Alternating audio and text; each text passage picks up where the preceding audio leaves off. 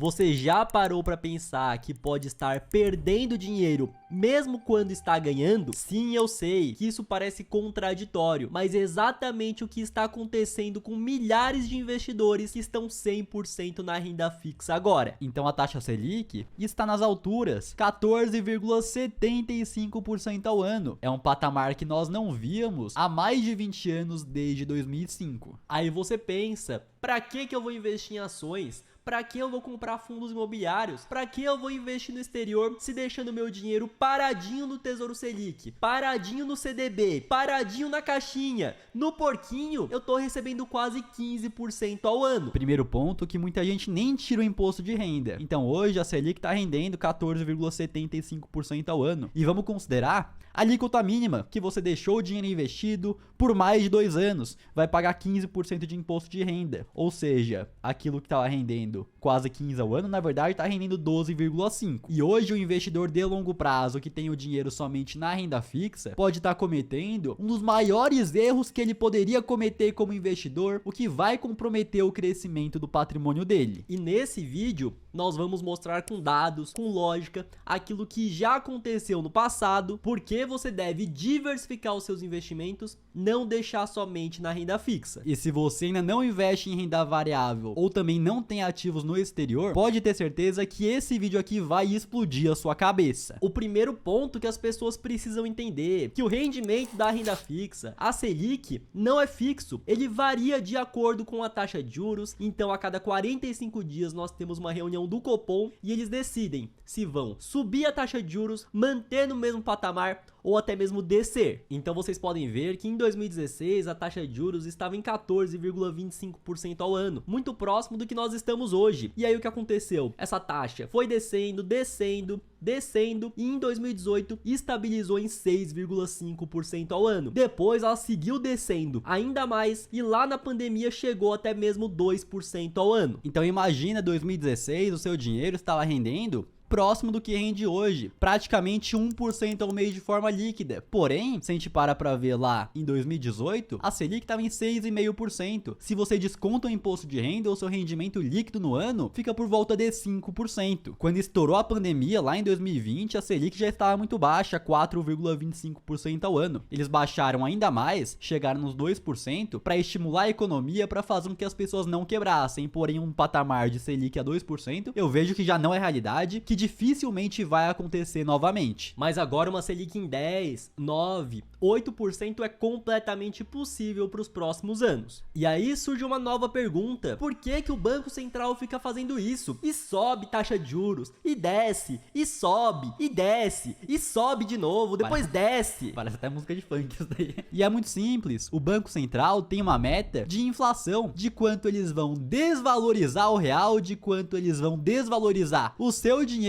ano após ano. Então tá aqui, 2024 a meta era de 3%. E aí existe um tamanho de intervalo que é de 1,5 pontos para cima ou para baixo. Mas aqui no Brasil, você já pode ficar muito tranquilo que para baixo dificilmente vai ter. O que acontece sempre é a inflação estourar para cima. Então tínhamos que fechar o ano com uma inflação entre 1,5% a 4,5%. Porém, como podemos ver aqui, extrapolamos a meta, tivemos uma inflação em 2024 de 4,83%. E isso aqui, a inflação oficial medida pelo IBGE é o IPCA, sendo que nós conversamos com bastante gente, desde o peão, desde o trabalhador, até o mega empresário que tem muito dinheiro, e com todo mundo que nós conversamos, acaba sendo até incrível, né, Renan? Que ninguém teve um aumento no custo de vida em 2024 de somente essa inflação oficial aqui, 4,83%. Queria saber até da galera que tá assistindo esse vídeo aqui, se o aumento do teu custo de vida em 2024, comparando, né, começo de 24 com começo de 25, se subiu somente aí esses 4,83%, pode comentar. Então vocês já viram que 2024 passou a meta de inflação. 2025 começou já turbulento, então em fevereiro tivemos em um único mês a inflação de 1,31%, que é a mais alta no mês em 22 anos. anos. E o que o Banco Central faz quando a inflação está descontrolada? Ele sobe os juros. Porque os juros acabam sendo o preço do dinheiro. E quando ele vai lá e sobe essa taxa, sobe essa Selic, consequentemente, ele desincentiva o consumo, desaquece a economia. Por exemplo, camarada tá lá, dinheiro na conta, capitalizado, ele pensa, não, eu vou trocar de carro. Porém, se ele for trocar de carro, ele vai ter que dar o carro que ele já tem e vai ter que dar o dinheiro que ele tem na conta. Mas de somente deixar o dinheiro paradinho na conta, paradinho na caixinha, paradinho no CDB, tá rendendo quase 15% ao ano, ele repensa. Ele fala, não, tá rendendo demais o dinheiro parado aqui, vou dar uma segurada com o carro, não vou comprar, vou ver o meu dinheiro se multiplicando. O camarada que queria comprar um carro novo, mas ele não tem o dinheiro para pagar à vista, ele vai ter que fazer a famosa parcelinha. Com os juros mais altos, essa parcelinha que antes, por exemplo, era de R$2.000, agora é de 2.700. E a parcelinha não cabe mais no bolso de acordo com a renda que ele tem, o salário dele. Então ele simplesmente não compra. O empresário que tá com dinheiro no caixa, que tem como investir, pensa o seguinte, não, que eu tava querendo abrir uma filial, que eu tava querendo abrir outra fábrica, que eu tava querendo abrir outro escritório, porém, vai exigir investimento. Eu vou ter que tirar o dinheiro da conta e botar nesse novo empreendimento. E aquilo tem risco. É processo trabalhista dos funcionários, é um monte de alvará que tem que ter. Ele pode fazer um negócio que pode não dar certo, porém, se ele deixar o dinheiro somente paradinho na conta, paradinho rendendo, é 15% ao ano. Muitas vezes ele vai pensar, não vale a pena dor de cabeça não, melhor deixar o dinheiro parado aí na conta que tá tudo certo. O empresário, a empresa que tem dívida, tá devendo, tem que pagar a parcelinha. Com os juros mais altos, o custo de juros dessa dívida fica mais alto também, ele não tá tendo dinheiro para pagar, precisa cortar funcionário, demitir gente. Quando essas pessoas são demitidas, elas vão ficar comprando um monte de coisas que são supérfluas? Não, vai comprar somente o básico. Isso faz com que as outras empresas vendam menos, essas empresas precisam fazer cortes, demitir mais funcionários,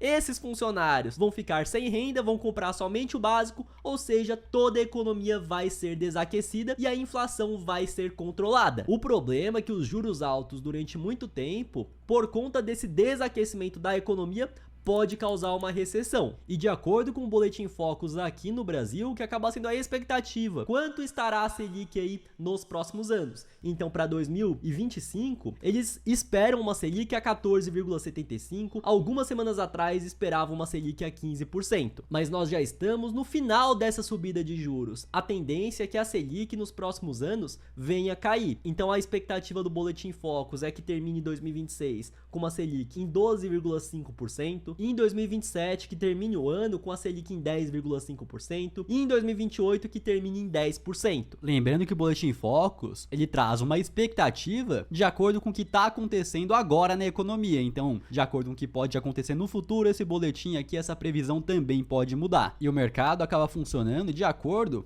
com as expectativas. Então, se existe uma expectativa de que o juro vai diminuir, que a economia vai melhorar, consequentemente, principalmente ainda os grandes investidores, os institucionais, passam a migrar o dinheiro que eles possuem da renda fixa e vão entrando na renda variável. Então, são as ações, os fundos imobiliários se valorizando, até mesmo no exterior. Então, assim como no Brasil nós temos a taxa de juros, a Selic, lá fora, nos Estados Unidos, nós temos a Fed Funds Rate, a taxa de juros americana. E a expectativa é que esse ano nós tenhamos pelo menos de 2 a 3 cortes na taxa de juros. O que acontece também é que as pessoas saem da renda fixa, vão para a renda variável. Então aqui no Brasil, no passado, nós tivemos um movimento de queda na Selic. Então de 2016 até 2020, saiu de 14% para 2%. E o que aconteceu com o Ibovespa? Então aqui, ó, 2016, nós tínhamos um Ibovespa a 38 mil pontos, chegou aí, até antes da pandemia, a mais de 130 mil pontos, 190% de valorização. Índice de fundos imobiliários, a mesma coisa, com esse corte aí, com essa queda na taxa de juros, saiu dos seus 1.300 pontos para acima aí dos 3.000 pontos, se valorizou aí quase 140%. E o camarada que tinha tudo em renda fixa, porque tava rendendo muito, porque tava muito gostoso, viu o rendimento que ele tinha dentro da renda fixa saindo de mais de 14% ao ano para 2% ao ano, lembrando que 2% já não vejo realidade, mas saiu, ó, para 4% ao ano, para 6% ao ano. Ao mesmo tempo que ele viu a bolsa disparando, mostrei aqui para vocês, ele viu os fundos imobiliários disparando também. E aquilo, esse camarada, ele só vai querer ver outros ativos quando a Selic tá lá embaixo e quando tudo que ele poderia ter comprado e descontado lá atrás ficou mais caro. E o cenário que nós temos hoje é de um Ibovespa que bateu o topo histórico, chegou recentemente nos seus 140 mil pontos. Porém, um ponto que muitas pessoas não estão vendo é o seguinte, não falam não, que a bolsa já andou, que a bolsa já tá cara, já bateu aí 140 mil pontos novamente. Porém, nós temos que entender que o cenário da bolsa hoje é completamente diferente do cenário da bolsa 3, 4 anos atrás. Então, por mais que ela pareça estar de lado e agora tá no topo histórico, se a gente para comparar os pontos do Ibovespa com o EBITDA das empresas, que de forma simplificada é como se fosse o lucro operacional, o que nós conseguimos ver aqui,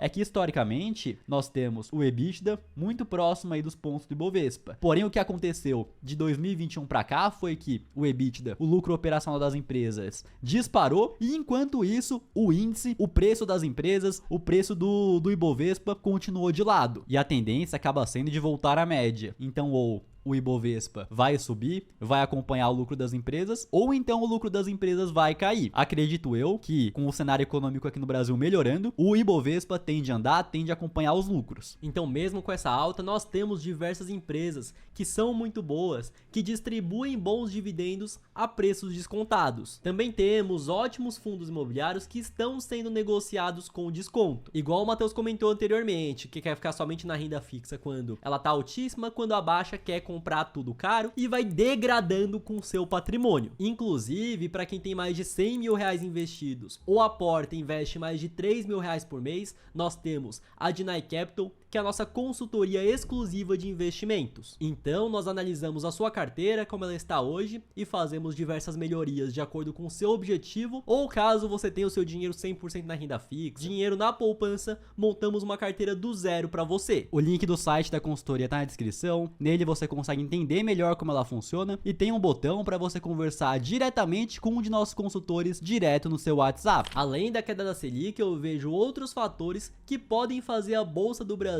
andar, que a Bolsa do Brasil se valorize. Então a realidade é que hoje o Estado, o governo tá gastando muito mais do que arrecada. E isso acaba afastando o investidor estrangeiro, já que ele vê que o Brasil é um país que não tem responsabilidade fiscal. Porém, nós teremos eleições em 2026 e 2026 já tá aí. Ainda não temos um candidato definido que vai representar a oposição, mas o painho acabou prometendo pra todo mundo que vai ter cervejinha, que vai ter picanha, mas até o momento a única coisa que ele entregou foi a primeira parte da picanha. Mas até agora o que ele entregou foi mais imposto, foi taxação, foi inflação, então tá tudo mais caro, a carne tá cara, o café tá caro, o azeite tá caro também, tanto que tem até notícia, 58% dos brasileiros reduziram compras de alimentos por causa da inflação. Então, por mais que o pobre não entenda de economia o que está acontecendo no Brasil, ele vai no mercado, vê que tá tudo mais caro que ele não consegue comprar e se revolta com isso. Então, por mais que o pobre não entenda de economia, não entenda de geopolítica, não entenda de nada, uma coisa que não dá pra disfarçar, que não tem como manipular, acaba sendo o momento, uma vez no mês que ele vai no mercado fazer as compras, comprar comida, que ele vê que tá tudo mais caro, que ele vê que aquilo que ele conseguia comprar no passado, hoje ele não consegue mais comprar. E por conta disso, a desaprovação do Lula subiu 56% e ainda avançou no Nordeste, que é a base eleitoral do PT. Então eu vejo que parte dessa subida que teve na bolsa fez o Ibovespa bater seus 140 mil pontos. Foi por conta disso também, por conta dessa desaprovação do mercado, esperando que pode acontecer do ano que vem entrar outro presidente que vai ter mais responsabilidade fiscal, o que acaba não sendo difícil se for comparar com a realidade atual. Porém, você como investidor não pode alocar o seu dinheiro esperando que um cenário em específico aconteça. Então, mesmo que o PT venha a se reeleger, que seja o Lula ou outra pessoa consiga vencer as eleições, existem empresas e negócios que, por mais que seja pior para a economia, que vão sobreviver, que vão continuar lucrando e que você vai poder comprar durante mais tempo a preços descontados. Outra oportunidade que eu vejo é investir no exterior. Então, no ano passado nós vimos um dólar acima de R$6, bateu até 6,30 e agora ele teve uma queda, teve uma retraída e estamos aí por volta de 5,60, 5,70 e ainda temos expectativa que o Banco Central Americano ainda vai fazer corte nos juros esse ano. E acaba sendo óbvio, muito mais interessante que você invista no exterior com um dólar mais barato do que um dólar mais caro acima dos R$6. E a corretora que nós utilizamos é a Quantifury, uma corretora internacional taxa zero. Está aqui a página e colocando o código GêMEOS na sua abertura, você fazendo seu primeiro investimento equivalente a $50, recebe uma recompensa em Bitcoin que vai de 3 até $250. Então aqui tem o botão para você criar criar a tua conta. E aqui do lado tem o tutorial Quantifuri, que nós mostramos aí como funciona e como você resgata a sua recompensa. E esse vídeo não é para falar para você que você não deve ter nada de renda fixa, porque ela acaba sendo uma parte muito importante da sua carteira. A sua reserva de emergência, por exemplo, precisa estar em renda fixa para quando você precisar, você saque o dinheiro, nunca tendo menos do que você investiu, até mesmo para um caixa de oportunidades, que o mercado vai lá, corrige, cai muito, você consegue comprar os ativos a preços melhores. O ponto é que se você tem 100% do seu patrimônio em renda fixa investindo para o longo prazo, você está sim deixando diversas outras oportunidades passarem. Então é isso aí e até o próximo vídeo.